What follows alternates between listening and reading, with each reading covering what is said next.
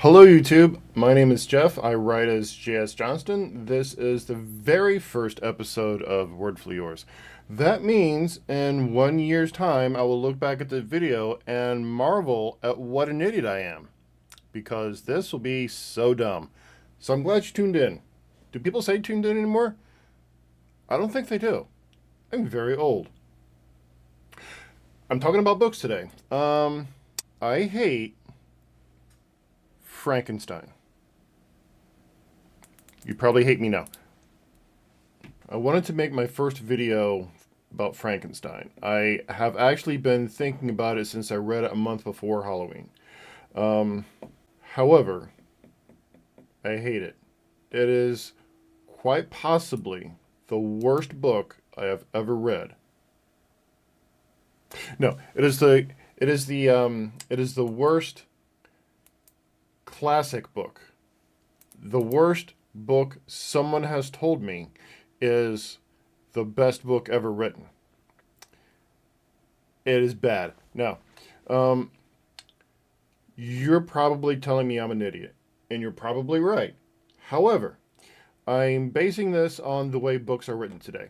The book Frankenstein is, there is an adage in writing that says, show, don't tell. Meaning, instead of just telling you that John went to the store, I would say something like, John opened up the door and saw the beautiful day outside and his car sitting in the parking lot with the bird shit all over the hood. Or I could just say John went to the store. That is telling. And that's boring. Nobody wants to read that. I don't want to read that, and probably neither do you. However, that is the way Frankenstein is written cover to cover. Cover to cover. And I hated it. If I was not told, if somebody didn't tell me this was a classic, I would have DNF'd it in the first chapter. Because it is boring. It starts it starts before Frankenstein was even born. It starts with the lineage of his parents, and then it moves on to him being a child and how he grew up. And it wasn't even a hard childhood. I mean, he grew up, his parents were loaded. He had the perfect childhood. It wasn't even interesting. And then his mother found some cousin child girl person and decided that she wanted to adopt her, and presented her to little boy Frankenstein and said, "This is your cousin's aunt's kid." And honestly, I think in the book she was like a cousin or something, but I'm going to draw this a little closer. I think in the book she was like a cousin or something, but she was raised as a sister to little boy Frankenstein, and little boy Frankenstein fell in love with her as if she were, I don't know. It was weird. It was weird. And spoiler alert for a book that's 200 years old. If you've never seen any of the movies, he literally falls in love with this girl raised as his sister, and then later on grows to marry her. Like, as an adult, he marries her. He makes her his wife. At least that's the plot of the book. Now, this is where it gets weird. In every movie of Frankenstein, they say, well, every Frankenstein movie, half the movie is him robbing graveyards and collecting body parts and working on his science stuff. And there's this big dramatic scene where he throws the switch and there's these electrical things, and half the movie is making the monster. The other half of the movie is getting rid of the monster. Now, the book, there is a paragraph where it happens. The actual making of the monster. It was on a dreary night of November that I beheld the accomplishment of my toils. With an anxiety that almost amounted to agony, I collected the instruments of life around me, and that I might infuse a spark of being into the lifeless thing that lay at my feet. It was already 1 in the morning. The rain pattered dismally against the panes, and my candle was nearly burned out, when, By a glimmer of half-extinguished light, I saw the dull yellow eye of the creature open. It breathed hard, and in convulsive motion agitated its limbs. That's it. That's all you get. That's it. I mean, understand, 200 years ago, Mary Shelley was not a scientist, and she could not Google any of this. So, forgiving her for that. She did get a lot of things right. The themes of the book. Now, keep in mind, I'm judging this on the basis of reading books in the 21st century.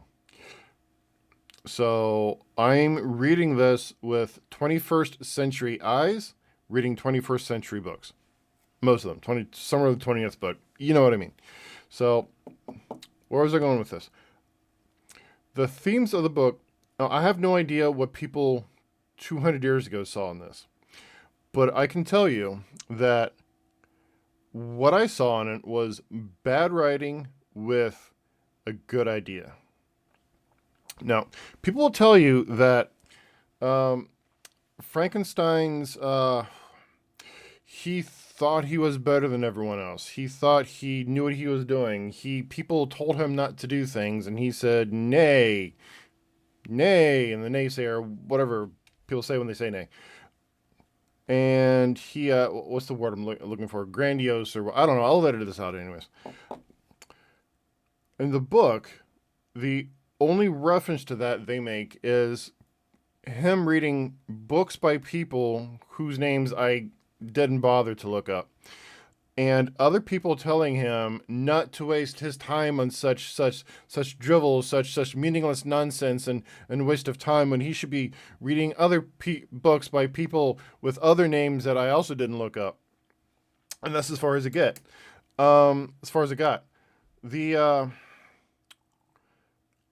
Yeah, so that was it. It was the concepts were there, but the execution was not. Or if it was barely there.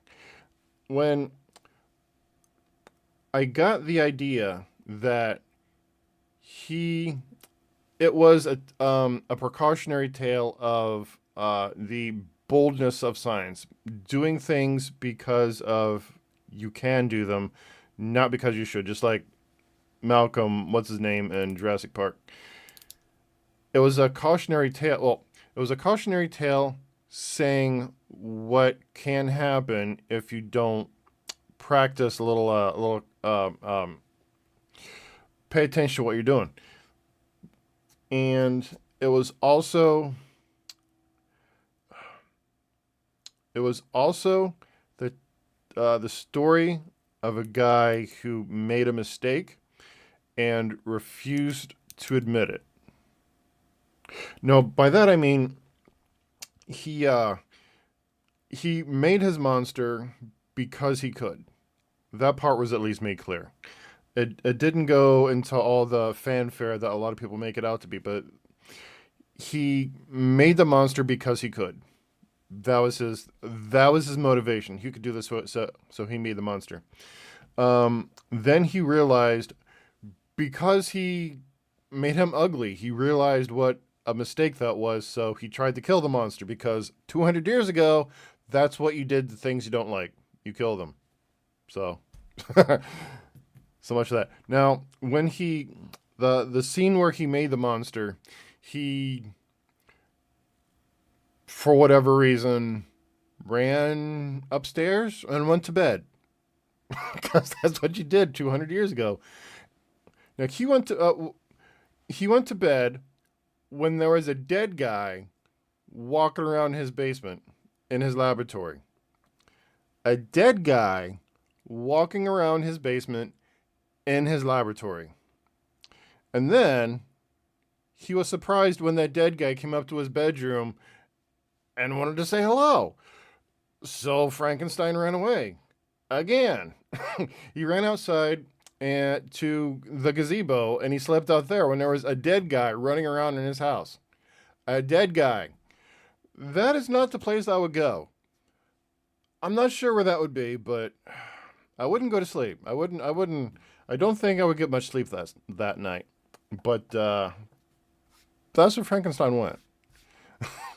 It was weird. So not to give too much away of a 200-year-old book, which honestly, if you're watching this video, you've already read it anyway, so who cares? The rest of the book is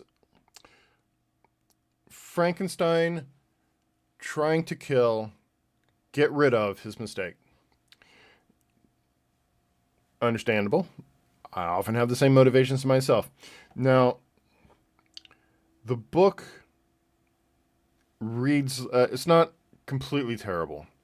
Every now and then, there'll be a sentence that is pure gold. It's like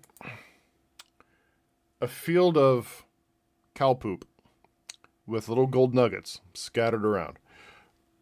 I am alone and miserable. Man will not associate with me, but one as deformed and horrible as myself would not deny herself to me. My companion must be of the same species and have the same defects.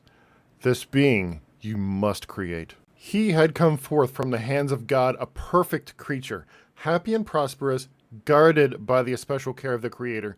He was allowed to converse with and acquire knowledge from beings of a superior nature. But I was wretched, helpless, and alone. Some of these sentences are just, I posted them to Twitter just because I wanted to share them. That's like my new things now. You can follow me on Twitter. Some of these sentences I wish I wrote. But they're in this mass of, you gotta tread through a lot of crap to get to them. But they're there. And they're so good. So, in essence, my review of Frankenstein by Mary Shelley, 200 years ago, you should have read it already. I will give it a solid 4 lightning bolts out of 10 zappy things. I don't know what system I'm using now. This is my first video. Leave me alone. You can follow me on Twitter, Instagram, Facebook, all that crap. I have another website. I'll leave links down the doobly thing down below. Thank you for sticking around to the end of this video. I really hope this is not my last one, but thanks for showing up all the same.